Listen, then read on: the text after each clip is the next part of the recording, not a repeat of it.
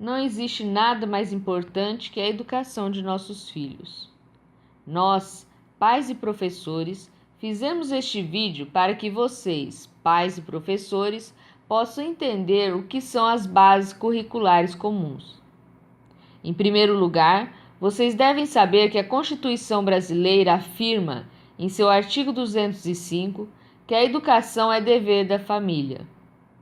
Ainda mais, a Constituição também limita o papel do governo federal na educação. Ela afirma, em seu artigo 22, que em matéria de educação, cabe ao governo federal apenas fornecer as diretrizes e bases da educação nacional. E em seu artigo 210, um conteúdo mínimo para o ensino fundamental. O restante da educação cabe aos diversos sistemas estaduais de ensino e às próprias famílias. E não é só isso. A Lei de Diretrizes e Bases da Educação, em seu artigo 15, preceitua que as escolas sejam assegurados progressivos graus de autonomia, não só administrativa, mas também pedagógica. Em 1998, logo após a aprovação da Lei de Diretrizes e Bases, o Conselho Nacional de Educação debateu o significado dessas expressões. A Câmara de Educação Básica interpretou essas expressões e publicou o parecer técnico número 15 de 1998. O Ministério da Educação assim explicou o que estes termos queriam significar. Diretriz é a linha de orientação, norma de conduta. Base é a superfície de apoio, fundamento. A diretriz indica a direção geral a seguir, não as coisas miúdas do caminho. A base significa o alicerce do edifício, não o próprio edifício que sobre o alicerce será construído. Assim entendidos estes termos, as diretrizes e bases devem conter apenas preceitos genéricos e fundamentais. Quanto à autonomia das escolas, isto é mais que uma diretriz, é um mandamento da lei. Mas agora, contrariamente ao que afirma a Constituição, a Lei de Diretrizes e Bases e a interpretação oficial constante do Ministério da Educação, o governo brasileiro resolveu copiar o mesmo modelo que está sendo imposto nos Estados Unidos. O governo brasileiro está elaborando uma gigantesca e detalhadíssima Base Nacional Comum Curricular. E será ela quem irá decidir, e não mais os estados ou as famílias, o que os alunos irão estudar em todo o Brasil, sobre português, matemática, inglês, artes, geografia, história, ciências, física, química, biologia, etc. Em suma, sobre todas as matérias que compõem o miolo do currículo tradicional. Com a colaboração do Banco Mundial, essa centralização da educação no Brasil iniciou-se, ainda timidamente, durante o governo do presidente Fernando Henrique Cardoso.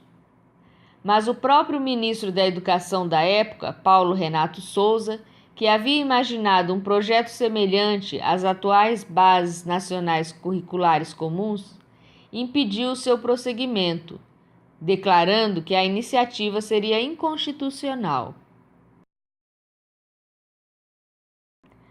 Uma das consequências dessa centralização inconstitucional da educação será o irrefreável caráter doutrinário e ideológico que a educação inevitavelmente passará a ter.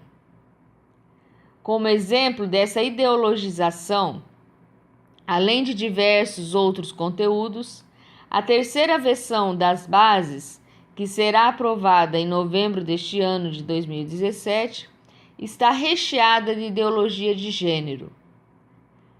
A ideologia de gênero já havia sido rejeitada pelo Senado e pela Câmara, quando em 2014 foi votado o Plano Nacional de Educação. Depois, quando em 2015 foram votados os planos municipais de educação em todo o país, ela foi novamente rejeitada pelos quase 6.000 municípios brasileiros. agora foi reintroduzida pelo MEC na Base Nacional Comum Curricular. Se as famílias não concordarem com este conteúdo ideológico, daqui em diante, elas não terão mais o direito de decidir sobre o que será ensinado aos seus filhos. O governo federal terá tomado a última palavra e o lugar dos pais no que diz respeito à educação de seus filhos. Entre as inúmeras citações à ideologia de gênero presentes na base, fica estabelecido na página 19 da terceira versão que entre as competências gerais da base deverá figurar o exercício da valorização da diversidade, da identidade e do gênero. Na página 165, a base exige que os professores de artes problematizem nas experiências vividas em aula as questões de gênero, corpo e sexualidade. Na área de ciências humanas, a base afirma, na página 305, que a diversidade de gênero deverá ganhar especial destaque, e na página 351, que o professor de História deverá, ao apresentar sua matéria, destacar as temáticas voltadas às questões de gênero. Um processo semelhante de centralização e ideologização do ensino está ocorrendo também nos Estados Unidos, de onde ele está sendo copiado para o Brasil. Assista a seguir alguns vídeos sobre a educação e as mudanças nas bases curriculares comuns americanas e você poderá entender de onde está vindo a ideologização infiltrada no sistema educacional brasileiro.